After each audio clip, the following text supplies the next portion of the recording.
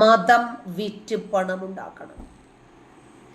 മതം ഇവർക്ക് മാർക്കറ്റിംഗ് ടൂളാണ്, സീസൺ ബിസിനസ് ആണ് ഇവർക്ക് മതം. ഇപ്പൊ ഇസ്രായേൽ ഹമാസ് യുദ്ധം വന്നല്ലോ, അവർക്കറിയാം ഇസ്രായേലിനെ കയറി ചൊറിഞ്ഞാൽ ഏത് രൂപത്തിലായിരിക്കും തിരിച്ചടി ഉണ്ടാകുന്നത് എന്ന്. അത് പ്രതീക്ഷിച്ച് തന്നെയാണ് ഇവർ ഇറങ്ങി തിരിച്ചിരിക്കുന്നത്. കാരണം ഇപ്പോൾ 2023 ഒക്ടോബർ 7 തുടങ്ങിയ യുദ്ധം 24 തീർന്നിട്ടില്ല.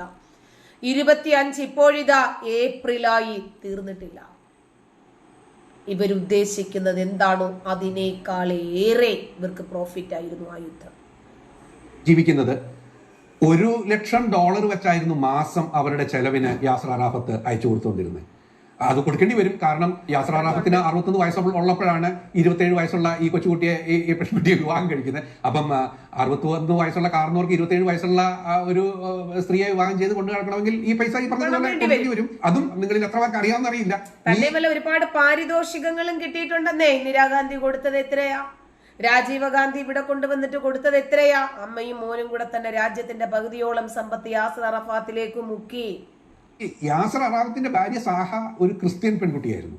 അതും റോമൻ കാത്തലിക് കുടുംബത്തിൽ ജനിച്ച് ക്രിസ്ത്യൻ മിഷണറി സ്കൂളിൽ, റോസറി സിസ്റ്റേഴ്സ് കോൺവെന്റ് സ്കൂളിൽ പഠിച്ച ഒരു ക്രിസ്ത്യൻ പെൺകുട്ടിയായിരുന്നു. വിവാഹത്തിന്റെ ദിവസം 1990 രഹസ്യമായിട്ട് വിവാഹം കഴിച്ചത്. ആ വിവാഹ സമയത്താണ് അവര് ഇസ്ലാം മതം സ്വീകരിക്കുന്നത് പോലും. അതിനുശേഷം ഇവിടെ അവർക്ക് ഫ്രഞ്ച് പൗരത്വമുണ്ട്, ടുണീഷ്യയിൽ പൗരത്വമുണ്ട്. ഇവിടങ്ങളിലെല്ലാം അവർക്കെതിരെ സാമ്പത്തിക ക്രമക്കേടുകൾക്ക് കേസുമുണ്ട്. ടുണീഷ്യയിലെ ഫസ്റ്റ് ലേഡിയുമായിട്ട് ചേർന്നുള്ള ഒരു ബിസിനസ്സിൽ അവർക്കെതിരെ അന്വേഷണം നടക്കുന്നുണ്ട്. സ്വിറ്റ്സർലാൻഡിൽ നിന്ന് ഫ്രാൻസിലേക്ക് $11.5 മില്യൺ ട്രാൻസ്ഫർ ചെയ്ത ഒരു കേസിന്റെ അന്വേഷണം നടന്നുകൊണ്ടിരിക്കുന്നുണ്ട്. അതുപോലെ തന്നെ അവരുടെ മകള് സഹുവ, അവരുടെ ആസ്തി, ഇന്നത്തെ ആസ്തി എന്ന് പറയുന്നത് 8 ബില്യൺ ആണ്.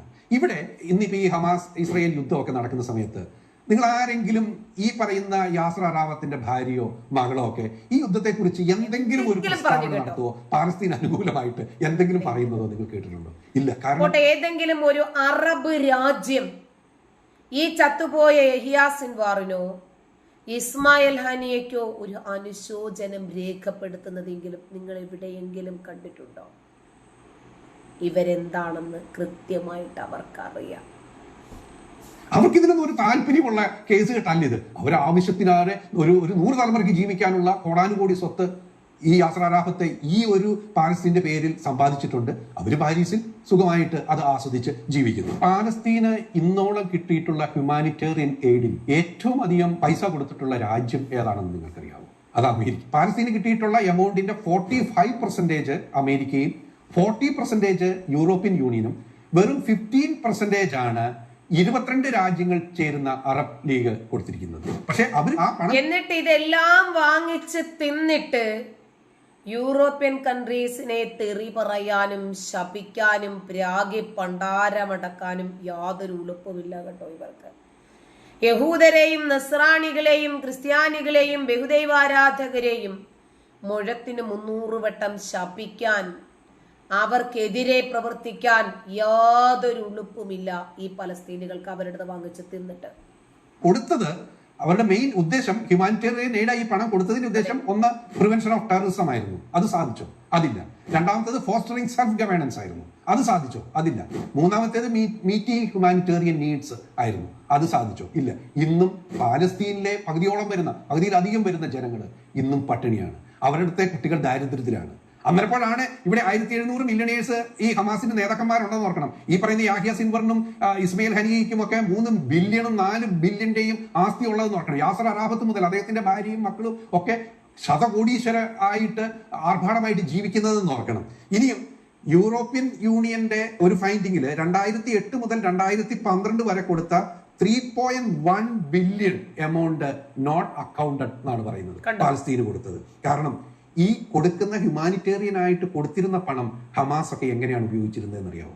3 വർഷം വരെ ഹമാസിന് വേണ്ടി ഈ മറ്റ് രാജ്യങ്ങൾ കൊടുക്കുന്ന പണം വന്നിരുന്നത് ചാരിറ്റി ലെവലിൽ ഈ രാജ്യത്തെ ഓരോ പൗരനെയും ഒന്ന് ഡെവലപ്പ് ചെയ്യുന്നതിന് വേണ്ടിയാണെങ്കിലും വന്നതെല്ലാം നേതാക്കന്മാരുടെ അക്കൗണ്ടിലേക്കാണ് ഈ പണമൊക്കെ ക്രെഡിറ്റ് ആയിരുന്നത്.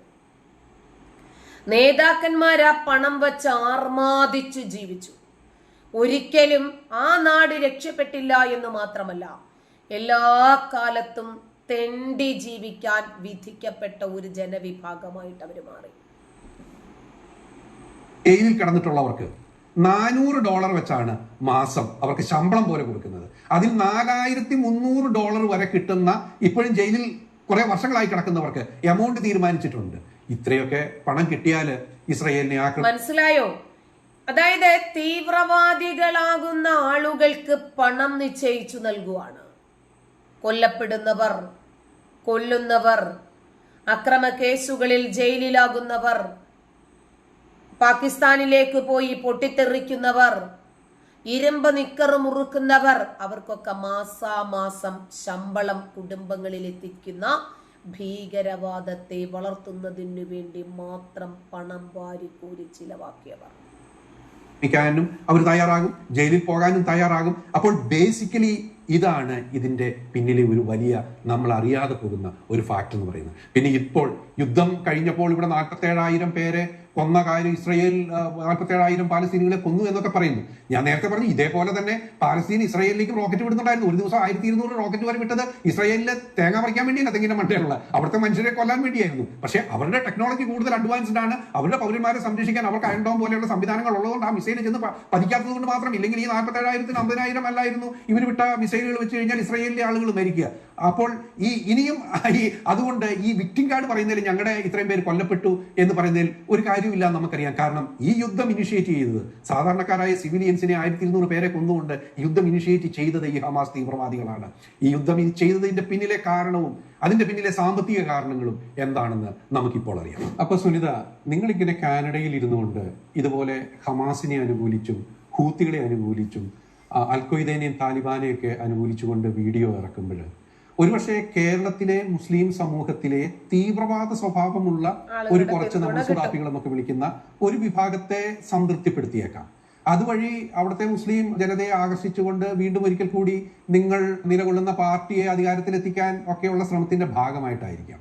പക്ഷേ മുമ്പ് ഒരു ഉസ്താദ് പ്രസവ വേദനയോടടുത്ത് ഒരു സ്ത്രീ പ്രസവം പ്രതീക്ഷിച്ച് പ്രസവ പലകയിൽ നിൽക്കുമ്പോഴും ഭർത്താവ് അയാളുടെ കാമപൂർത്തീകരണത്തിന് വിളിച്ചാൽ അവൾ വഴങ്ങിക്കൊടുക്കണമെന്നാണ് പ്രവാചകൻ പഠിപ്പിക്കുന്നത് എന്ന് പറഞ്ഞിട്ട് EP അബൂബക്കർ കാസിമി ഒരു പ്രസംഗം നടത്തിയപ്പോൾ പെട്ടെന്നുണ്ടായ ഒരു വികാര വിക്ഷോഭത്താൽ നമ്മുടെ സുനിതത്താത്ത പറഞ്ഞുപോയി തട്ടമിട്ട നാറികൾ എന്ന്. തട്ടമിട്ടവര് പരനാറികളാണ് പോട്ടെ.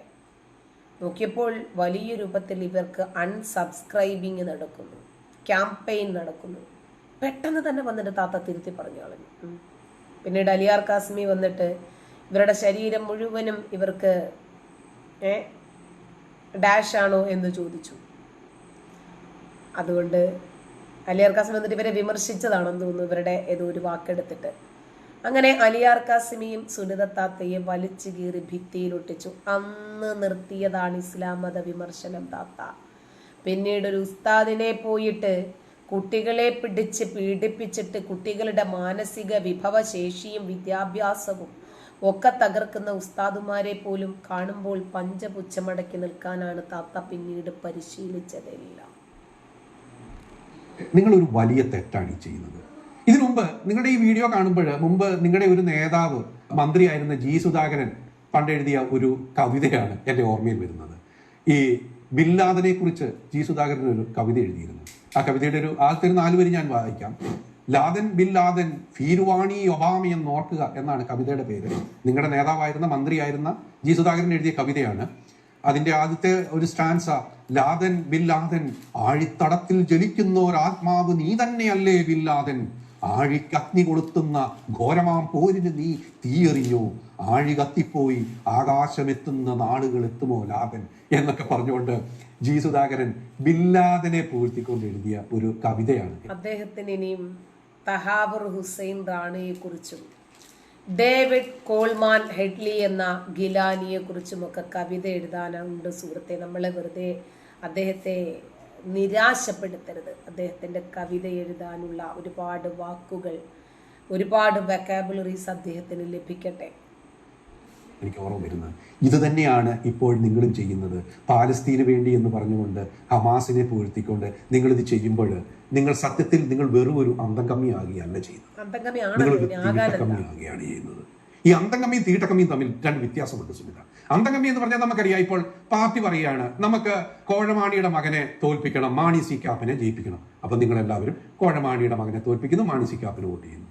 അടുത്ത തവണത്തെ ഇലക്ഷന് പറയുകയാണ് ഇപ്പം കോഴമാണിയുടെ മകൻ നമ്മുടെ കൂടെ കേട്ടോ, അതുകൊണ്ട് നമുക്ക് കോഴമാണിയുടെ മകനെ ജയിപ്പിക്കണം, മാണി സി കാപ്പനെ തോൽപ്പിക്കണം എന്ന് പറഞ്ഞാൽ നിങ്ങൾ കോഴമാണിയുടെ തലയിലേറ്റി അയാൾക്ക് മുദ്രാവാക്യം വിളിച്ച് അയാളുടെ പോസ്റ്റർ ഒട്ടിച്ച് നടക്കുന്നവരെ നമുക്ക് അന്തംഗമി എന്ന് പറയാം. അല്ലെങ്കിൽ ഇപ്പൊ മുഖ്യമന്ത്രിയുടെ വാഹന വ്യൂഹത്തിന് നേരെ കരിങ്കൊടി കാണിക്കുന്നവരെ പൂച്ചട്ടി കൊണ്ട് അടിച്ച് തല പൊട്ടിച്ചാൽ അത് നേതാവ് പറയുകയാണ് അത് ജീവൻ രക്ഷാ പ്രവർത്തനമായിരുന്നു എന്ന് പറഞ്ഞാൽ അത് നിങ്ങൾ ആവർത്തിക്കുന്ന പ്രവർത്തകരെ വേണമെങ്കിൽ നമുക്ക് അന്തംഗമി എന്ന് പറയാം. അത് അത്ര വലിയ തെറ്റൊന്നുമില്ല. എല്ലാ പാർട്ടികളിലും ഇങ്ങനെയുള്ള അന്തംസ് നേതാക്കന്മാർ പറയുന്നത് അതുപോലെ ആവർത്തിക്കുന്ന കാപ്സ്യൂൾ വിഴുങ്ങി അത് ആവർത്തിക്കുന്ന നേതാക്കളുണ്ട്. ആ പണി ചെയ്യുന്നത് അത്ര വലിയ ഒരു തെറ്റാണെന്ന് എനിക്ക് തോന്നുന്നില്ല. അങ്ങനെ ഒരു അന്തംഗമി ആകുന്നതിൽ തെറ്റല്ല. പക്ഷേ ഈ ഹമാസിനെയും താലിബാനെയും ഒക്കെയുള്ള തീവ്രവാദികളെ സപ്പോർട്ട് ചെയ്യുകയും ആ തീവ്രവാദ മനോഭാവം നമ്മുടെ നാട്ടിലുള്ള മനുഷ്യരിലേക്ക് എത്തിക്കുകയും ചെയ്യുമ്പോൾ നിങ്ങൾ അന്തംഗമിയല്ല, നിങ്ങളൊരു തീട്ടക്കമ്മിയാകുകയാണ് ചെയ്യുന്നത്. ആ വാക്ക് സംശയമില്ല. അവര് തന്നെ അവരെ അന്തംഗമ്മിയാണ് എന്നും അതല്ലെങ്കിൽ ഈ കമ്മിയാണെന്നും അംഗീകരിച്ചു കഴിഞ്ഞു.